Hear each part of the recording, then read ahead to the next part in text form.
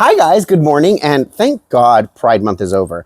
I mean, I gotta tell you, I do like the month of June because my birthday is in June, but I don't like the fact that I have to share it with every other gay person because being gay is probably the least important thing about me. Yes, I use it like a shield, and yes, I use it like a sword because when people tell my friends and my family, hey, you're homophobic, I say, how can they be homophobic when I'm like their biggest supporter? If they were homophobic, then they wouldn't support me and I wouldn't like them.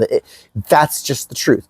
And then I also use my sexuality to say, hey, as a gay man, what you guys are doing to children and what you guys are teaching them is pretty inappropriate and pretty vile. What we see coming out of San Francisco yesterday is very, very, very indicative of what we see in the gay community under the night of darkness. They are very, very good. And I say they being the gay community at large. They're very good at covering up their dirty little secrets. There's a couple of creators I've seen online who have been discussing these things and how they have a penchant for very, very depraved behaviors. And those behaviors would never make it in normal civilized society. Most normal civilized society would say, you take that somewhere else, we don't want to see it.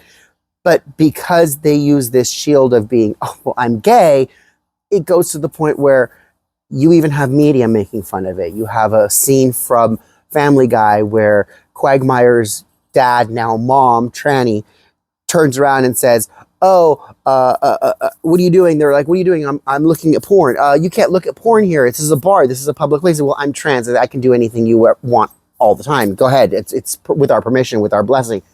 And I think that needs to stop. The idea that just because you're gay, you can behave debaucherous is not appropriate because we wouldn't accept that behavior from a heterosexual. So I do want to remind people to use that as a example. Use your words and communicate them, because by just turning around and saying, that's gross, that's disgusting, da da da da, yes, we agree with you. But they're going to turn around and say, well, this is my expression. This is how I feel. So if you turn around and you say, well, you wouldn't want to see heterosexuals doing this in the streets, would you? And they'd say, no, I really don't. And that's the in with people. You have to start giving people examples because they're not going to understand otherwise. Oftentimes people have their preconceived notions and their prejudgments, and it's very difficult to get through them. You have to get through them by going around those prejudgments and at the same time preventing the wall of defense from coming up. So by doing that, in order to do that, you have to give a good example that is relatable to them. Teaching children about sexuality. Obviously, I think that it's inappropriate unless you are the parent. I shouldn't have to talk to your kids about this stuff. Your teacher shouldn't be talking to your kids about this stuff. The parents should be talking to the kids about this stuff. But maybe teachers and parents can communicate so that they can actually come to a consensus as to what needs to be taught or what is the most important things that need to be taught. Because you do have those parents like mine who refuse to teach sexuality, and then you have other parents like my husband's who were completely involved in their children's lives and understood exactly what was going on and gave them the talk as early as possible. So you do have this discrepancy, but at the same time, all of it is coming down to communication.